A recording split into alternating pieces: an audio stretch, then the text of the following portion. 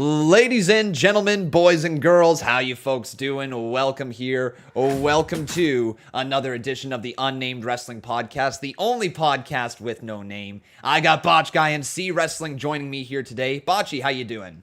Lucha! Well, he just broke his own damn microphone. We got CWrestling over here. How you doing, man? I'm good. I'm not going to shout anything. Don't worry, you're fine. I appreciate that. My ears are a little sensitive this morning from the damn luchas I received over the past 2 days. And then Botch Guy just screaming that in my ear. It's bringing back nightmares. I got PTSD over here from it. But we got all of us here today also have some PTSD from some events that have been going on in the world of wrestling. CWrestling, my man, I know that this whole Bray Wyatt stuff, we're jumping right into it. This whole Bray Wyatt stuff has been touching you, and it's been, obviously you've shared your story with a lot of people here, but I'm going to start it off with you. My man, can you fill in the community? What has happened with Bray Wyatt? So Vince McMahon lost his mind on Saturday and made the official announcement that Bray Wyatt was released by the WWE. Brutal. What more can you say? It's crap. It's really crap. It is, man. Like it's such a sad out of nowhere thing that came about. And like you were actually, you know what? I'm going to dial it back just a little bit. You were talking about a potential direction for Bray Wyatt a long time ago where you were scared that he might be released. Was this your fears come true? Yeah, I mean, the horrible thing is the writing was there. I think everyone just chose to ignore it because they're never going to release Bray Wyatt. If you look back on what you've seen on the shows, he hasn't been there. And then you have his theme music be used for Seth Rollins' promo. They took him off the main page of WWE Shop a while ago, and they edited him out of Alexa Bliss's story. Actually edited him out of the videos. So they don't do that for nothing. So the writing was there. I think everyone just chose to ignore it because there's no way they're going to do that. They did. So, Botch Guy, what was your thoughts with all of this when you saw the news? I didn't think it was real, to be completely honest. I thought it was someone kind of ribbing me, trolling me. But no, I was shocked. I was at work when it was breaking. The one time they decided to switch me to a really early morning shift, Bray Wyatt gets released. Thanks for that work. I appreciate that. So I had a little delayed reaction on all the news, but like it was tough, man. Like Bray Wyatt is one of those guys that you would have never thought he would leave the company because he's one of those guys that he's nice, he's respectful, he's kind, culture carrier, and the fans are just like the fans love Bray Wyatt. No matter how bad he was booked, they love him. They love him. They always love him. They always anticipated what is he going to do next. And yeah, I felt bad, but honestly, my first thought was, and this is true, and I'm not going to lie. My first thought was thinking about C. I know that sounds lame and cheesy and corny, but I actually thought, oh, I wonder what C's going to do now. And I'm really happy he's continuing and he's going to be, rocking it like before. But yeah, that was that's basically what my opinion was on it at the time. It was just completely out of nowhere one more time. And like when I saw the news, I was at somebody's cottage and my family, extended family, I guess is a good way to put it, was renting out a cottage for a week. So I had opened Twitter for the very first time that day. And again, Botch Guy, I felt just like you did. I thought this was a rib. This is not true. Bray Wyatt's not actually released. And then when you see the 40 notifications sitting there in your Twitter noties, you're just like, man, this might be real. And you do some more digging and you keep finding out that, he was released due to budget cuts, or at least that's the story being told right now, that Bray Wyatt released from the WWE due to budget cuts. It doesn't make a lot of sense, but I think we just have to unfortunately take this at face value right now and put our fingers in a cross position and hope that he will be back in the future. But today we are going to relive the career of Bray Wyatt inside of the WWE. CWrestling, I know that you have a lot of favorite fond memories with Bray Wyatt, certainly with The Fiend, but let's go back even further to his cult-like character, because that was the one that really got us all interested in him. Sure, we can talk about Husky Harris, and we can talk about his Nexus days and all that, but the cult-like character, the Wyatt family, was the part that really got us all interested in him. Botch Guy, do you have any early memories of Bray Wyatt with the Wyatt family? I love the promos that he was doing for sure. All the stuff in the farm, that was great stuff. Rest in peace there, Brody. And also not to mention the John Cena problem, the when he was doing the Eater of Worlds thing. Oh my God, some of those promos were just absolutely insane. But I think you're noticing a pattern. A lot of the things with me in early on, especially, were promo related, promo, because he was probably the best in the business when it came to cutting promos and making them engaging and interesting. And those are some of my early memories I have from, for sure. The Fireflies were one of the coolest things that had ever came into the WWE. I can remember sitting there on my chair in the basement of my parents' house watching the Fireflies light up and seeing Bray Wyatt literally talk about how he's got the whole world in his hands. So good. One of the coolest moments of his career, in my honest opinion. CWrestling, do you have any moments that you loved from Bray Wyatt before he became the Fiend? I second what Botch Guy said. I think it's the promos. I think you can be the best wrestler in the world, but if you can't cut a promo, if you can't be a character, then you're never going to make it, because you need that. Yeah, but it's true. You look at someone like Brock Lesnar, and without Paul Heyman, Brock would never have been the breakout star that he was. Yes. And that's true. It. That's literally it. You need that voice to go along with the character, and Bray had everything. So he even had the family surrounding him in Luke Harper, Eric Rowan, and eventually Braun Strowman. Three excellent big men to be in any faction. Well, no Daniel Bryan love there? I guess we can talk a little bit about Daniel Bryan. Daniel Bryan with the Wyatt family. You're right. He was technically. Yeah, you're right. Yeah, Daniel Bryan for sure was a part of the Wyatt family for a little brief time. And when he turned on the Wyatt family, it was probably one of the best reactions ever. One of the biggest moments in WWE history. Did you see that spot? When he went on top of the cage and then the yes chants? That was some of the biggest yes chants ever. Bone-chilling story. They played it perfectly. And, everybody wanted to see Bryan turn on Wyatt, which is a testament to how damn good of a heel Bray Wyatt and the Wyatt family were back in the day. That this babyface Daniel Bryan, who was basically beaten down in his luck, forced to join this cult, and then eventually breaks free from it, is one of the biggest pops of all time. It was just such a cool moment. But yeah, getting back here to the big men that he brought in with him in Luke Harper, Eric Rowan, and Braun Strowman. All three of them, you can argue they've had different levels of success in their career. Brody Lee, I would say, is probably the most truly successful due to his name recognition and what he has done for the business at this point. Braun Strowman, a very impressive big man, former Universal Champion. And then, of course, Eric Rowan, he had a spider. He brought in a bunch of big men there, and we all loved him. And it's just a testament, again, to Bray Wyatt's work and able to get people over with his microphone work. Passing it over to you, Botch Guy, what else did you enjoy from the career of Bray Wyatt before he became The Fiend? Because we started to see that transition into the Undertaker feud, and then we go further on where he was in a tag team with Matt Hardy, and then eventually the Fiend character came around. So what did you like from that last little bit of his time before Firefly Fun House Bray? Hey, first of all, I want everybody here to like this this stream right now. We're at 56. I want to see at least 80 right now. Let's go. Beauty. All right, listen up. Bray Wyatt, before the Firefly Fun House. I kind of like remember when he had the matches in the not in the farm, but with the house of Randy Orton, when the Randy Orton burned down. Oh yeah, the Randy Orton feud. Yeah. I loved that feud. I thought that feud was brilliant. To be completely honest, I thought that was one of the better feuds that he had, and I love the continuation of it kind of later on, and it just made a lot of sense. So I like that. If I have to go with one of the more interesting ones, and I thought those type of matches fit him so well too, because you don't have to be the best wrestler in the world to have those type of matches, and because he's so creative and he's always been that way. The House of Horrors. Right. I really enjoyed it. So before the Fiend character came out and before all this stuff, and I thought that was great. Love that. And that would have been around the time where he was WWE champion, right? He won it, I believe, in Elimination Chamber. I think so. CWrestling, does that sound familiar? Yeah, it's about right, yeah. Yeah. So I think he won the WWE championship in the Elimination Chamber. Went on to face Randy Orton at WrestleMania, and that was where they had those projectors in the ring with the worms. Was not a good match. No, not a good match, but you know what? It was a cool idea that just unfortunately did not get executed well.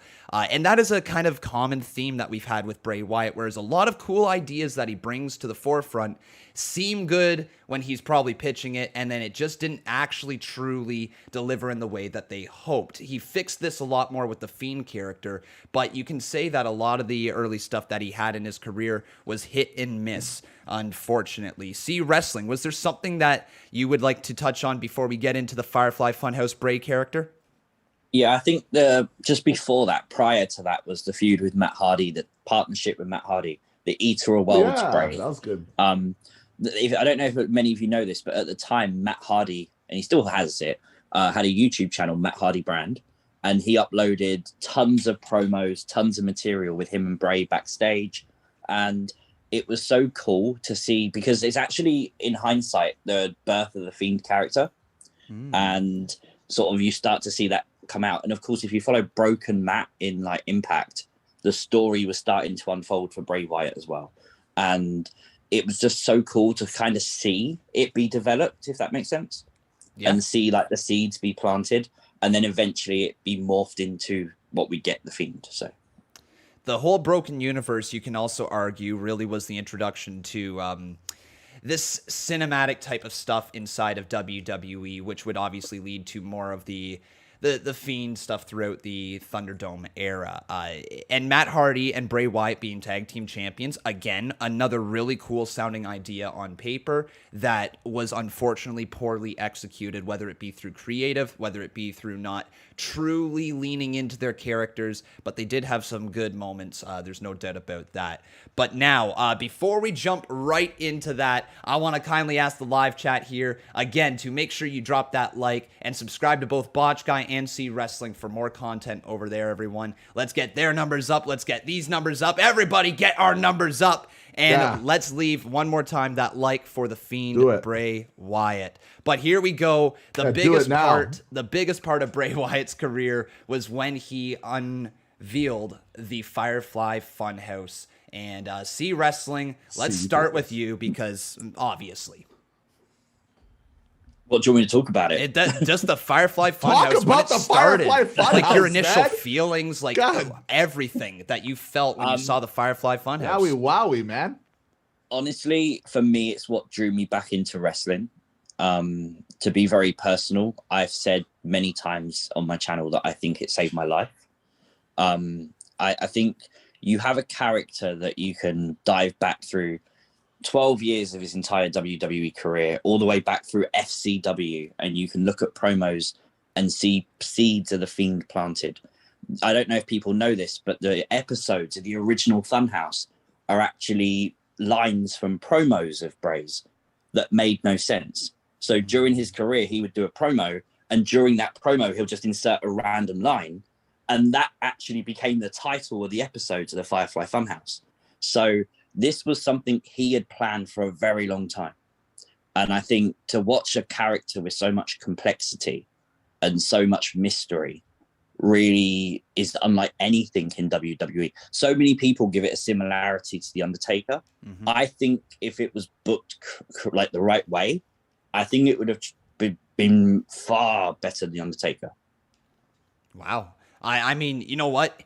Let me say this much. With the Fiend character, he was incredibly iconic the moment he debuted. Once we saw that Fiend mask, once we saw the build-up, the lights, the entrance, he became iconic. And I think that's the last iconic character WWE has truly developed. As of right now, I can say we can talk about Drew McIntyre, we can talk about Seth Rollins, we can talk about Roman Reigns, and it's great, it's fun and all that, but iconic. When you see it, you know, wow, that's the Fiend. When you saw the Undertaker rocking the hat that he wore and the robe that he wore, you knew it was the Undertaker, and you knew that was the Fiend. It was quite a character debut. Botch Guy, when you saw the Firefly Funhouse for the first time, what were your feelings? I loved it. Like, I remember I even made a video on it ages ago. I don't think it's still alive there. It's probably long gone from the YouTube world, but I made a video on it, and I remember my reaction was like, I have no idea about what I just watched, but I loved it. Like, I thought it was such a unique difference. I love the dual personality gimmick. I think that always works, especially with a guy like Bray, where you know what he's going to make it work. I knew there was something more there. We didn't know what it was originally. And then he brought out the Fiend, and I'm like, oh, like Crazy Clown, right? Like that sounds kind of cool, right? So I loved it. And then when he had his first entrance, that was it, right? That was the moment. That was like, oh boy, this is a big character. This is not your just cheesy gimmick. This guy's coming out with the head of Bray Wyatt on as a lantern, right? Like that was, and that was like edgier back then too, right? So like the fact that he got away with that, and, edgy. Yeah, well, that's considered edgy. I know, right? I like, God. We have 100 likes. Good job, guys. Well done. Yeah. But yeah, that was one thing. But like, there's so many cool moments, and I guess we're gonna get into them, like some of the more ones further on in his career. But there's just so many great moments, and for C to share that story too, it's always great, man, because C makes really good Fiend content and other content as well. But his Fiend is his bread and butter. Like me and my Bobby Lashley stuff ages ago, and Con with his my God, anything lucha related is the greatest thing ever. Frig the lucha. And I'm really curious how your bet with CWrestling is going to go later on. Wait, what's this bet that I keep seeing in my I don't know, notifications? What's this bet? I have no idea. See, I have no idea. Did I make a bet that I don't remember? Like, was I sleeping? I don't know. No comment. You'll find out. No comment. But yeah, we'll talk a little bit more about the later stuff. So yeah. I can remember the very first time, maybe it's not the very first time, but definitely something that caught my attention with Bray Wyatt and the Fiend character. And I might spark a memory for you guys here. When the screen was on, at the very end of Raw, I want to say, just that Fiend face popped up. And it was before commercial break or something like that. I can't remember exactly. And the Fiend face just popped up and everybody was going, what was that? What the heck was that? Was that meant to be there? It scared people. I remember it trending on Twitter. People like with their little kids watching it and the Fiend face popped up and it scared the ever-loving bejeebas out of them. That was just one of the coolest moments where it got fans talking about this new potential character coming and the lore that surrounded this character. And then when we first saw him get unveiled in the Firefly Fun House, it was just a dope moment. And I've shared this story probably a bajillion times, and I'm going to share it one more here. I was actually there at SummerSlam 2019 where The Fiend made his debut, and the crowd reaction was just perfect. It was one of those moments where everybody was silent waiting for it. You could feel the tension building. It shot Let Him In on the screen, lights go out, and then that theme song started to play, and the realization of the theme, remix, yeah, there being a remix, it spread from the bottom of the arena all the way to the top. It was just like an organic cloud growing of energy through the crowd and everybody going, oh, you could feel the goosebumps standing up on everybody's arms. It was just one of the most amazing moments. You mentioned the skull that he brought out, the head of Bray Wyatt with the lantern. Somehow that was edgy. It was just a head. How about the head snap move? Like the head snap move, like it looked cool, man. Like I guess like the head snap, people would be like, oh my God, you can't go breaking people's necks out there. But it's the freaking Fiend. It was just so much fun. It was so different. But then we obviously started to develop towards the Fiend getting his first title opportunity. And Hell in a Cell 2019, we're going to skip a little bit forward to there because this was a massive turning point for the Fiend. So CWrestling, let me start you off there with Hell in a Cell 2019 as Botch Guy lost his headphones. What did you think about that match? So at the time, I think I was with everyone. I hated it. What have they done? It was, as you say, crucial point in the Fiend's career. And you kind of just buried him literally, under stuff. And what's just happened? Why have you stopped a Hell in a Cell match? In hindsight, it was the perfect booking because it made Seth Rollins snap. We talk about how the Fiend changes people, and I've theorized it constantly on the channel. And that's how you drive someone to the brink of insanity. And Seth could not keep the Fiend down. Whatever he did, he had to go further and try, and he couldn't. So it made Seth snap. It's that simple. Fair. So yeah, with Seth snapping, it makes sense. I guess you're saying that way. Botch Guy. What was that? Can you say that one more time? I didn't quite get that. Sneth Rollins. Snapping. But Botch Guy, we were talking about Hell in a Cell 2019 and our thoughts when we saw that match. CWrestling at the time said that he was not a fan of it at the time, and in hindsight, he thinks that it was perfect booking because it allowed Sneth to snap. Yes, I did that on purpose. What were your thoughts here on Hell in a Cell 2019? Might go down as one of the worst matches in WWE history. It was a complete and utter embarrassment. It was terrible. I don't care what storyline they were trying to tell. It was a joke. He kicked out of like 176 curb stomps when curb stomps were just came back from Seth Rollins because he was banned to use that move. Then he came back and he used it 100 times in one match and he somehow survives. Listen, love you, man. I love you, man. That was one of I won't say the worst, but that was one of the worst booked matches, maybe the worst booked match in WWE history. It was a complete embarrassment, and it's. I look back now and I watched Scott Van's reaction. Yeah, it was not a happy con, was I? Have you ever seen Conman's reaction to that match? Yeah, I have. Yeah. It's one of the funniest things you'll ever watch. It's seriously, everybody in chat after the stream, go watch it. It's one of the funniest things. He was losing his mind, and it was bad. But you know what? But that's what I've always said. Like, the Fiend is a character. Bray Wyatt's a guy that he could have something like that happen, which would kill other characters. But Bray Wyatt, everybody loves Bray. Like, everybody loved the Fiend, no matter how poorly he got booked at so many occasions. Don't even talk about Goldberg, right? Like, Goldberg situation. No matter like how poorly he's booked, he was still loved, and the merch was great, and everything about him was great. Right. And that's why I loved about Bray. It's no matter what, it's just everybody loves him. That's why it was such a shock when he left. And how the hell did we not get the Fiend versus Demon Finn Balor? Like, there's so many things. Like, the Undertaker could have had a match with them. Why not? Wait, did he? Yeah, no, he didn't. Not with the Fiend. He had it with Bray Wyatt. Yeah, not with the Fiend though, right? Yeah, not with the Fiend. Yeah. Oh, and there's so many little stupid little things they could have done, right? And great things they should have done. So.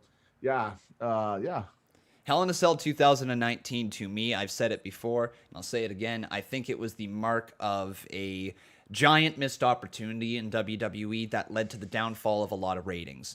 That weekend, unfortunately coincided with Kofi Kingston losing his WWE Championship in 8 seconds to Brock Lesnar, and them going the entire Monday Night Raw after Hell in a Cell, not even mentioning The Fiend or not even mentioning Seth Rollins for like the first hour and a half or something. So fans were pissed off, and rightfully so. A lot of fans ended up leaving, and they tried to rectify the situation by putting the title on The Fiend at Crown Jewel. Is that what it was?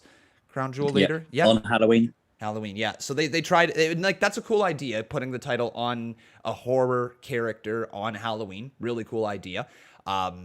But unfortunately, the timing of it all just didn't work. A lot of fans were ready for the Fiend character to be the champion, and he eventually became champion, but it was at the wrong time, unfortunately. And that started the downtrend of, you can say, fan popularity with WWE, and it wasn't Bray Wyatt's fault at all. It was a mismanagement of booking, a mismanagement of a bunch of things, and then the pandemic struck, and things got weird where fans fell even more out of love with WWE. But this was totally not Bray Wyatt's fault in any way, shape, or form. CWrestling, what point would you like to hit next in the career of Bray Wyatt? Inferno match.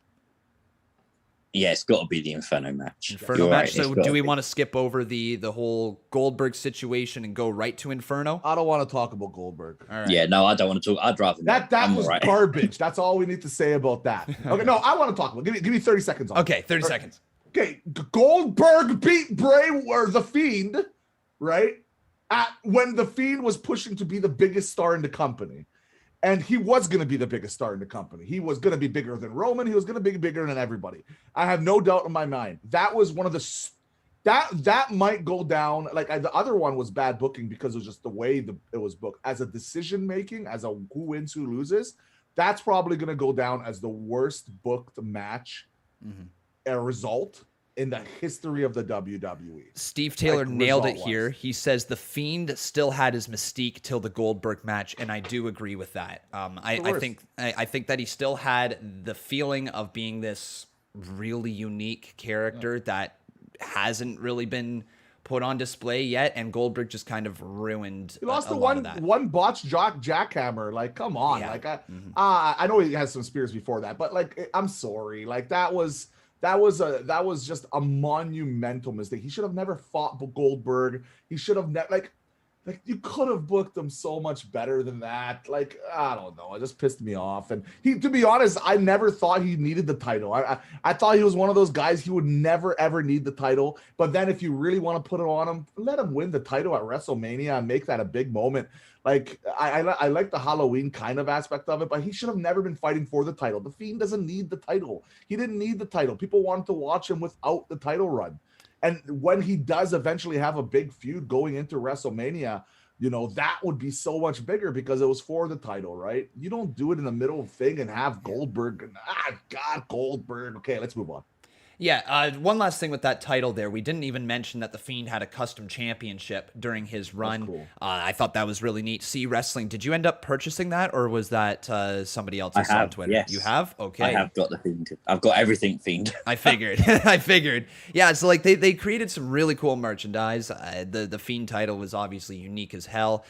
A lot of people didn't like it, but a lot of people did. It was back and forth, and you know what? I thought it was just pretty damn cool. Botch Guy, to go off of your point there, yeah, maybe he didn't need the title, but I also like the fact that Bray Wyatt was getting a run at the top, a legitimate run, and unfortunately, Goldberg ruined it. He really did. Goldberg. One more thing before we get to the Inferno match. We saw the Firefly Fun House match against John Cena. I thought that was a really fun match as well. It was unfortunately overshadowed by the match with AJ Styles and Undertaker for cinematic matches. Boneyard, thank you. So good. That was unfortunately overshadowed. I think if the Boneyard match wouldn't have been there, this would have been the talk of the town that night at WrestleMania. It was a very entertaining match that relived the career of John Cena. So again, the creative genius of Bray Wyatt on display. Now let's go to the Inferno match, CWrestling. What did you think about it?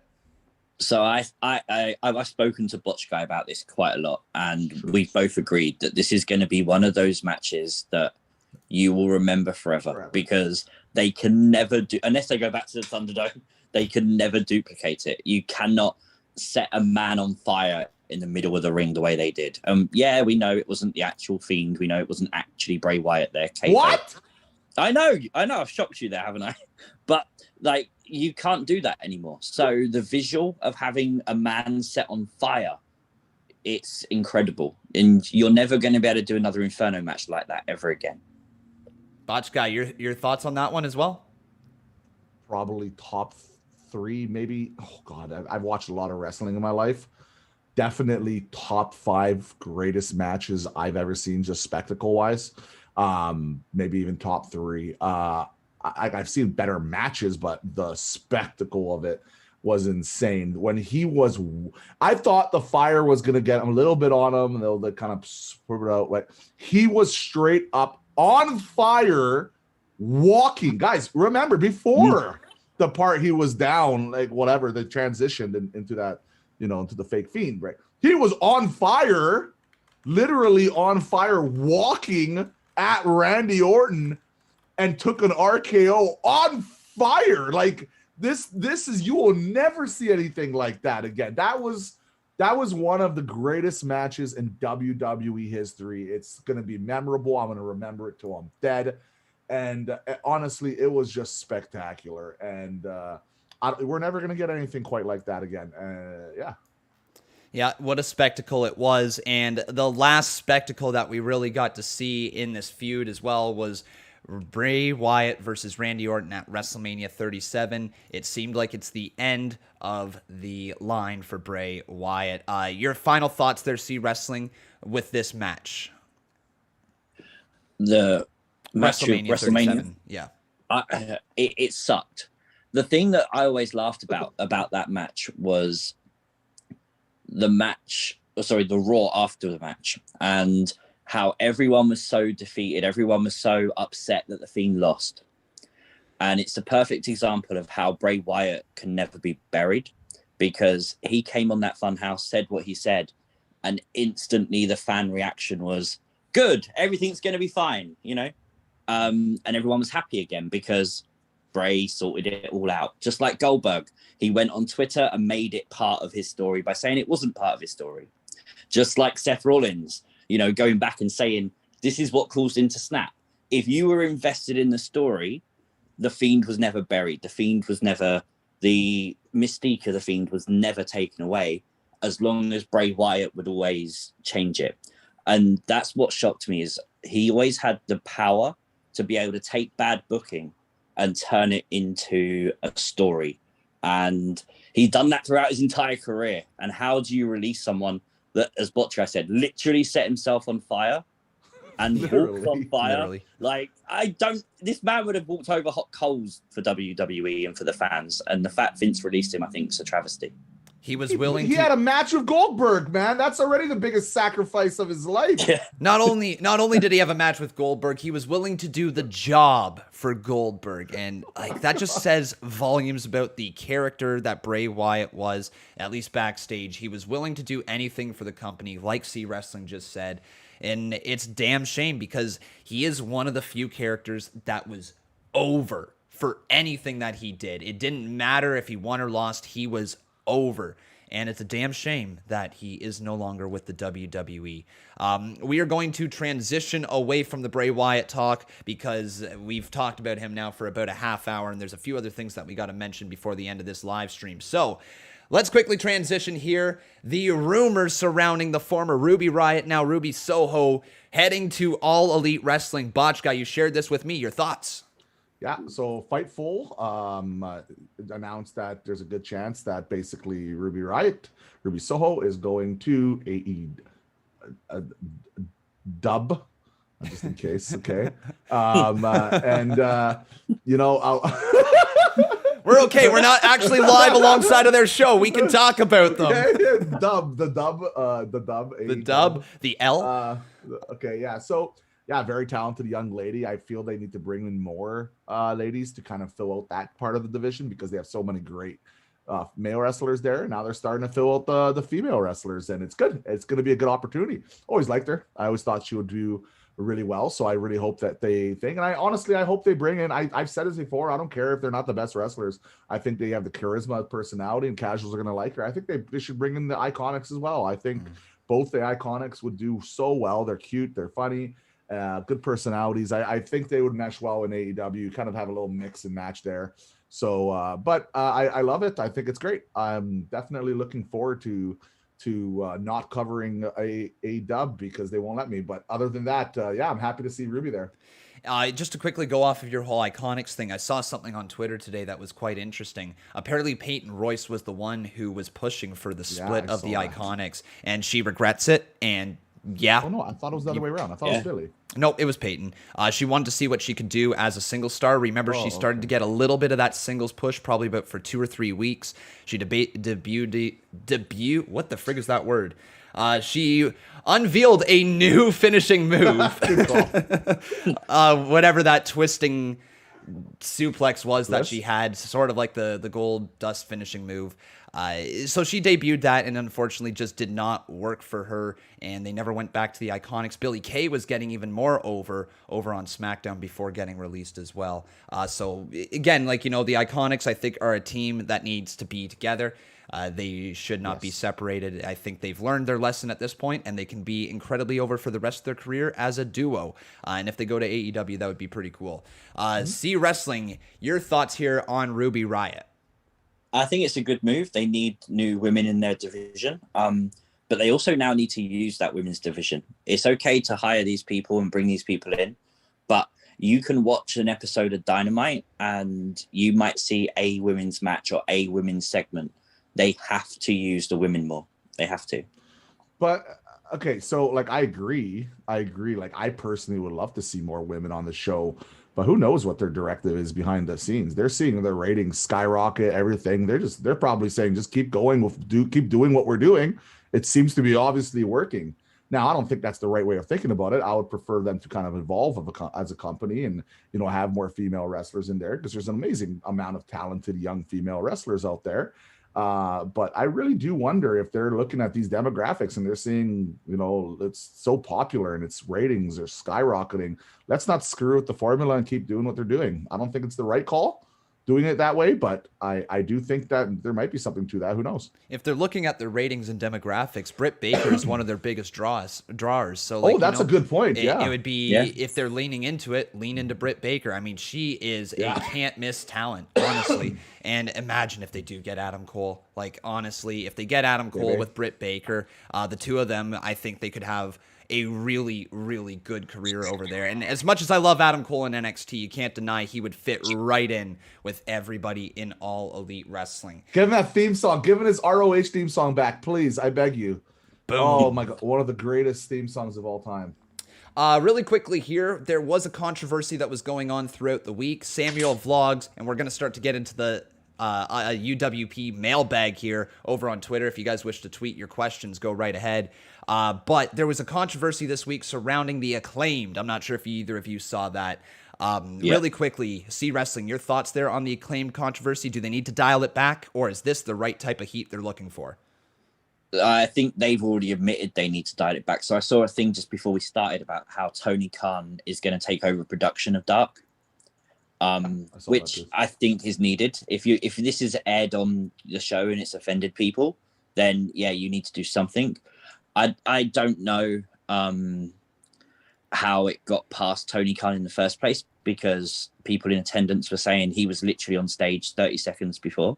So it's a very, very awkward scenario. But I think it's one of those things that should have been picked up in production for sure. Yep, 100%. They should never have made it. Yep. Yeah, 100%. Botch Guy, you kind of agree with that? I 100% agree. It should have been picked up. Definitely too far. I don't like heat like that. My personal preference. I think it was definitely too far, no doubt about it. It was a bonehead move when you see Charlotte Flair say pretty much not exactly the same thing. They took it one step and two steps further on their promo, but like when Charlotte Flair even talked about Simone Biles there, there was negative backlash for it. You should have seen that right away, and you had 24 hours before dark. You should have seen that, and you should have been like, okay, no, that's not airing. Like, this is not happening. Cancel that part. Like, this should not go live. Transitioning over here to Robbie, do you think AEW Dynamite will ever top Raw or SmackDown in viewership and ratings before the end of the year? Botch Guy. I'll take it. Before the end of the year, no. But do I think eventually they will? Yes. I think of AEW is going to beat out. Okay, now this is going to be, you guys have to understand what I'm saying here. I do think AEW is going to take over the WWE in ratings one day. In ratings. When I mean ratings, I mean like the pure ratings of ratings, the Dave Meltzer type ratings. But they're never going to be as popular as WWE. They're never going to have that mainstream appeal. I truly believe like it's not even in the same, like the social media planet of the WWE is just on a completely different universe. Like it's like comparing DC to Marvel. Like it's not going to happen. But that doesn't mean they're not going to have a huge impact in the wrestling community in the world. They will, because I think the ratings are going to be better than the WWE. But I just don't think they're going to have the mass appeal of the casual fans or even the social media world or anything like that. I think WWE is way too big for that. But they're growing and they have momentum and they're doing different stuff and it's creative. And no, AEW is doing a good job when it comes to majority of the stuff that they're pulling in right now. So you got to give them credit for that. They have some things to work out, but you know what? It's hard to argue with what they're doing right now. Credit where credit is due, no doubt about it. Unfortunately, I think Vince McMahon does have somewhat of the same mindset that WWE's too big to fail. And I think that is a terrible mindset to have. I think no matter what size you are, you can always fail. And I think WWE does have to be cautious about All Elite Wrestling right now. CWrestling, your thoughts. Will All Elite Wrestling top Monday Night Raw or Friday Night SmackDown in the ratings before the end of the year? I'm going to go out on a limb and say yes. I think even if it's just for 1 week, I think they will. I think especially if you've got people like Punk and Bryan and you've got that big moment to come, I think that might draw a bit of attention to the show, if not for permanent, just 1 week for sure. And I think Raw's only on 1.8 in the ratings. Mm-hmm. Dynamite's now starting to get 1.1. So they're not far behind. If you add Punk and Bryan and everything like that to it, I think you could see that big spike. I mean, what if Bray Wyatt shows up? What if Ruby shows up? These big names are about to go there. Then that's a big talking point, and people will want to see what they do. So, yeah, good points there, man. Bray Wyatt would be, if they get Daniel Bryan like this by before the end of the year. If they get, I will even change my answer if this happens. This has to happen. Bray Wyatt, CM Punk, Daniel Bryan, and I still believe Braun Strowman. I like Braun. I liked Braun. I just think the character got stale. But if they get all 4 or 3 out of 4, I still don't think they'll do it. I think they'll have to wait until another year. But if they got all 4 of these guys by the end of the year and they do a mega show, I think there is a serious possibility that it could happen. And if you think about that, like just think about that a year ago.